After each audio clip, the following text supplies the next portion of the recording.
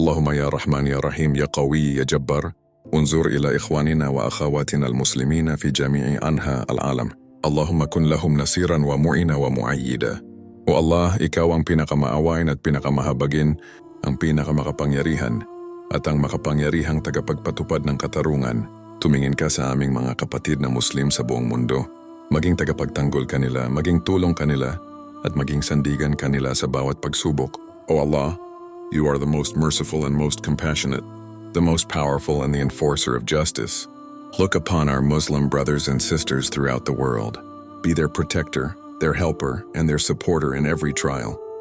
Allahumma farraj humumahum, wa nafis kurubahum wa atim jayahum, wa ksuariyahum wa arwi zamahum, wa ishfi maradahum, wa arham mautahum. O Allah, alisin mo ang kanilang kalungkutan. Pagaanin mo ang kanilang mga suliranin, pakainin mo ang nagugutom, bihisan mo ang walang damit, painumin mo ang nauuhaw, pagalingin mo ang may sakit, at kawan mo ang mga pumanaw sa kanila. O Allah, remove their sadness, ease their hardships. Feed those who are hungry, clothe those without garments. Give drink to those who are thirsty. Heal the sick among them, and have mercy upon those who have passed away. Allahumma inna nashku ilayka dafa quwwatina wa qillata hilatina wa hawana ala nas. Allahumma dafin anhum zulma dhalimin wa batsha al-mu'tadin. O Allah, sa iyo namin isinusumbong ang aming kahinaan, ang aming kakulangan ng kakayahan, at ang aming kalagayan sa harap ng mga tao. Ipagtaboy mo sa kanila ang pang-aapi ng mga mapang-api at ang kalupitan ng mga mapang-abuso. O Allah, to you we complain of our weakness, our lack of means, and our low condition before people. Drive away from them the dhulm of the oppressors and the aggression of the transgressors. Allahumma anzil iqabaka ala man zalamahum fil dunya wal qabr wa yawm al qiyamah hatta ya'lamu anna wadaka haq. Allahumma arina fihim ajaiba qudratik. O Allah, ibaba mo ang iyong kaparusahan sa mga umapi sa kanila dito sa mundo, sa libingan at sa araw ng pagkabuhay, upang malaman nilang ang iyong pangako ay totoo. Ipakita mo sa amin ang iyong dakilang kapangyarihan laban sa kawalan ng pananampalataya at kasamaan. O Allah, send down your punishment upon those who oppress them in this world, in the grave and on the day of resurrection, so that they may know that your promise is true. Show us the wonders of your power against disbelief and injustice.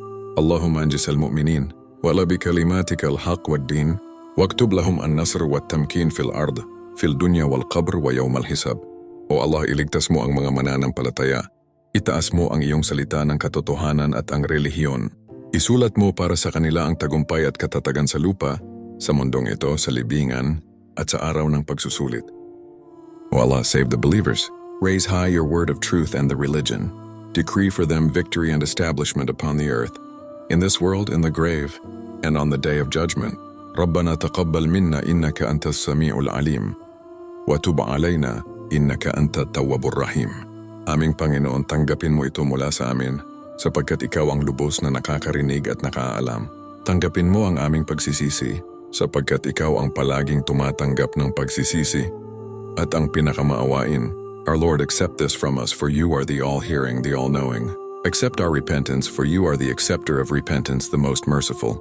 La ilaha illa anta ya Allah. La ilaha illa Allah Muhammadar Rasulullah. Walang dapat sambahin kundi ikaw lamang, O Allah. Walang ibang Diyos kundi si Allah at si Propeta Muhammad ay ang huling sugo. None has the right to be worshipped except you.